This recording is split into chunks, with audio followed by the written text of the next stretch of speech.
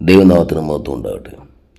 നമ്മൾ അനേകരും പ്രാർത്ഥനയിൽ എന്തൊക്കെയാണ് ദൈവത്തോട് അപേക്ഷിക്കാവുന്നത് എന്ന് സംശയിക്കാറുണ്ട്. ഒരു പൈതൽ തൻ്റെ പിതാവിനെ സമീപിക്കുമ്പോൾ ഒന്നും മറച്ചു വയ്ക്കാതെ അപ്പനോട് എല്ലാം ചോദിക്കാം എന്ന കാര്യത്തിൽ അവന് സംശയമേ അനുഭവപ്പെടാറില്ല. യാതൊരു വൈമനസ്യവും കൂടാതെ തൻ്റെ പൂർണ്ണ ആഗ്രഹമെല്ലാം ചോദിക്കുന്നതിന് ആ പൈതൽ പൂർണ്ണ സ്വാതന്ത്ര്യമുള്ളവനായിരിക്കും.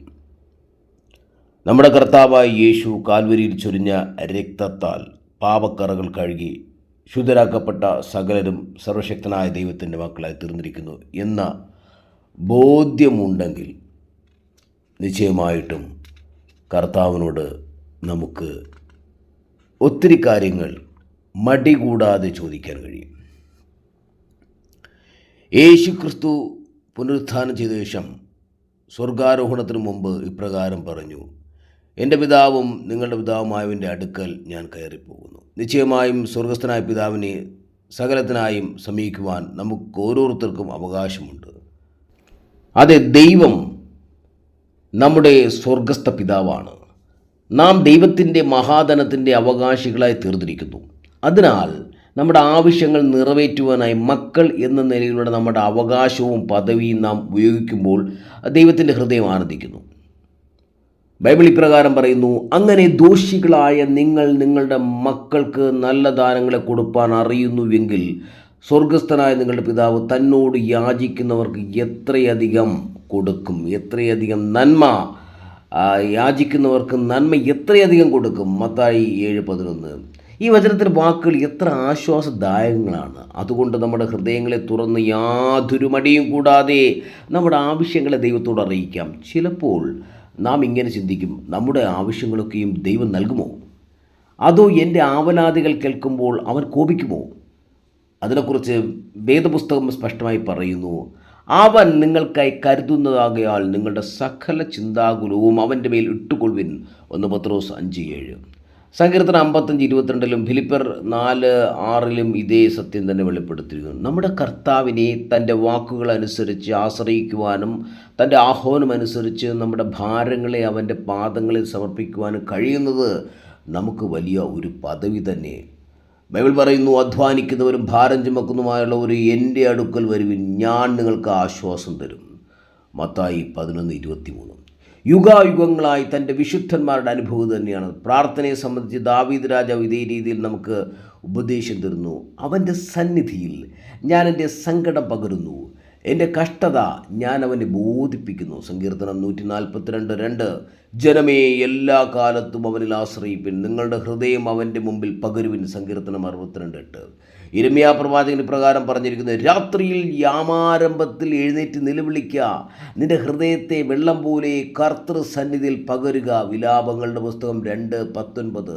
തൻ്റെ ശക്തിയേറിയ പ്രാർത്ഥനയാൽ കർത്താവിനോട് പോരാടി ശമൂവേൽ എന്ന മകന് ലഭിച്ചത് മുഖാന്തരം അനുഗ്രഹിക്കപ്പെട്ട ഹന്ന യഹോവയുടെ സന്നിധിയിൽ ഹൃദയം പകരുകയത്രേ ചെയ്തത്. 1 ശമൂവേൽ 1:15.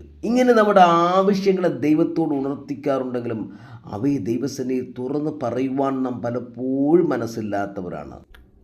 നമുക്ക് ആവശ്യമുള്ളത് മാത്രം ലഭിക്കത്തക്കവണ്ണം കർത്താവിനെ കബളിപ്പിക്കാമെന്ന് കരുതി കൗശലപൂർവ്വം ചില കാര്യങ്ങൾ പറഞ്ഞ് ചിലതൊക്കെ വെളിപ്പെടുത്താതെ ഒളിച്ചു വച്ച് സ്വയം വഞ്ചിച്ചുകൊണ്ടാണ് പലപ്പോഴും നാം പ്രാർത്ഥിക്കുന്നത്. ഇതിനേക്കാൾ വലിയ ഭോഷത്വമെന്ത്? ഒരു വക്കീലിനോടോ ഡോക്ടറോടോ നാം കള്ളം പറയാതെ അവരുടെ സത്യങ്ങൾ പറഞ്ഞുകൊണ്ട് ഒക്കെ നമ്മൾ കാര്യങ്ങൾ പറയാൻ വെമ്പൽ കൊള്ളുകയും അതനുസരിച്ച് കാര്യങ്ങൾ ക്രമീകരിക്കുകയും ചെയ്യുന്നു. എന്നാൽ ദൈവത്തോട് മാത്രം നാം നിഷ്കളങ്കമായ കാര്യങ്ങൾ പറയാതെ മറച്ചു വയ്ക്കുന്നു. എൻ്റെ പ്രിയപ്പെട്ട സുഹൃത്തെ, ദൈവമക്കളെ, ദൈവത്തോട് നിങ്ങളുടെ സകല കാര്യവും പറയുക. ഒരു സുഹൃത്തിനോട് സംസാരിക്കുന്ന പോലെ വളരെ വ്യക്തവും സ്പഷ്ടവുമായിട്ട് ദൈവത്തോട് സംസാരിക്കുക. നിങ്ങൾ സംസാരിക്കുമ്പോൾ നിശ്ചയമായിട്ടും ദൈവം നിങ്ങൾക്ക് മറുപടി പകരും, അത് യാതൊരു സംശയവുമില്ല. സ്തോത്രം. ഈ പറയുമ്പോൾ നിങ്ങൾക്ക് തോന്നും: അയ്യോ, ഞാൻ പാപിയല്ലേ, ഞാൻ പാപിയായതുകൊണ്ട് ദൈവത്തോട് ഇത്തരം കാര്യങ്ങൾ പറയാമോ? ഹല്ലേലൂയ, സ്തോത്രം. നിങ്ങളുടെ പാപത്തിൻ്റെ ഭാരത്തെ അവൻ്റെ സന്നിധിയിൽ ഇറക്കി വയ്ക്കുക. അവൻ്റെ കരുണയും നന്മയും നിങ്ങൾക്ക് അവൻ സമ്പൂർണ്ണമായും വാഗ്ദത്തം ചെയ്തിരിക്കുന്നു. ഹല്ലേലൂയ, സ്തോത്രം. അപ്പോൾ നിങ്ങൾക്ക് ഇങ്ങനെ പറയുവാൻ കഴിയും, അരിഷ്ടൻ്റെ അരിഷ്ടത അവൻ നിരസിച്ചില്ല, വേർത്തതുമില്ല, തൻ്റെ മുഖം അവന് മറച്ചു വെച്ചതുമില്ല, തന്നെ വിളിച്ചപേക്ഷിക്കുമ്പോൾ കേൾക്കുക അത്രേ ചെയ്തത്. ഹല്ലേലൂയ, സ്തോത്രം. നിശ്ചയമായിട്ടും നിങ്ങളുടെ വാക്കുകൾ കേൾക്കുവാൻ എൻ്റെ ദൈവം കാതോർത്തിരിക്കുന്നു. ഹല്ലേലൂയ പറയുവാൻ. ഹല്ലേലൂയ, നീ റെഡിയാണോ? ഹല്ലേലൂയ, നിശ്ചയമായിട്ടും ദൈവം നിൻ്റെ വാക്കുകൾ കേൾക്കുവാൻ, നിനക്ക് വിടുതൽ നൽകുവാൻ, നിനക്ക് വേണ്ടുന്നത് നൽകുവാൻ ദൈവം വളരെ വ്യക്തവും സ്പഷ്ടവുമായിട്ട് നിൻ്റെ വാക്കുകൾ കേൾക്കുവാൻ കാതോർത്തിരിക്കുന്നു. ആ നല്ല ദൈവത്തെയാണ്, നല്ല യേശുവിനെയാണ് നീ സ്നേഹിക്കുന്നത്, ആരാധിക്കുന്നത്, അനുസരിക്കുന്നത്, അനുഗമിക്കുന്നത്. ഹല്ലേലൂയ, സ്തോത്രം. ആ ദൈവം എത്ര നല്ല ദൈവമാണെന്നേ, എൻ്റെ യേശു എത്ര നല്ലവനെന്ന് നാം രുചിച്ചറിയണം. ഹല്ലേലൂയ, സ്തോത്രം. നിങ്ങളുടെ പ്രാർത്ഥനാ വിഷയങ്ങൾ ദൈവസന്നിധിയിൽ നിങ്ങൾ പകരുവിൻ. ഹല്ലേലൂയ, സ്തോത്രം. നിങ്ങളുടെ ആവശ്യങ്ങൾ ദൈവത്തോട് സ്തോത്രം പറഞ്ഞുകൊണ്ട് ഹല്ലേലൂയ, സ്തോത്രം അറിയിക്കും. നിശ്ചയമായിട്ടും അതിൻ്റെ മറുപടി നിങ്ങൾക്ക് വേഗത്തിൽ ലഭ്യമാകും. ഹല്ലേലൂയ, സ്തോത്രം. ദൈവം നിങ്ങൾക്ക് നന്മകൾ, അനുഗ്രഹങ്ങൾ, വാഗ്ദത്തങ്ങളുടെ നിറവുകളൊക്കെ നൽകി നിന്നെ നിത്യതയിലെത്തിക്കുവാൻ ആഗ്രഹിക്കുന്നു. ഈ സന്ദേശം നിശ്ചയമായിട്ടും നിങ്ങളുടെ ജീവിതത്തെ മാറ്റിമറിക്കും. നിങ്ങൾ പ്രാർത്ഥിക്കുമ്പോൾ നിങ്ങൾക്ക് വിടുതൽ ലഭിക്കും. നിങ്ങൾ യാചിക്കുന്നുവെങ്കിൽ നിങ്ങൾക്ക് ഉത്തരം ലഭിക്കും. ഹല്ലേലൂയ. ജീവിതത്തെ മാറ്റിമറിക്കുന്ന, നിങ്ങളുടെ ജീവിതാനുഭവങ്ങളെ മാറ്റിമറിക്കുന്ന, നിങ്ങളെ ഉയർച്ചയിലേക്ക് നയിക്കുന്ന, നിങ്ങളുടെ ജീവിതത്തിന് വലിയ അഭിവൃദ്ധി നൽകുന്ന വ്യക്തവും സ്പഷ്ടവുമായിട്ടുള്ള ചില വാക്കുകളാണ് നാം ഇവിടെ കേട്ടത്.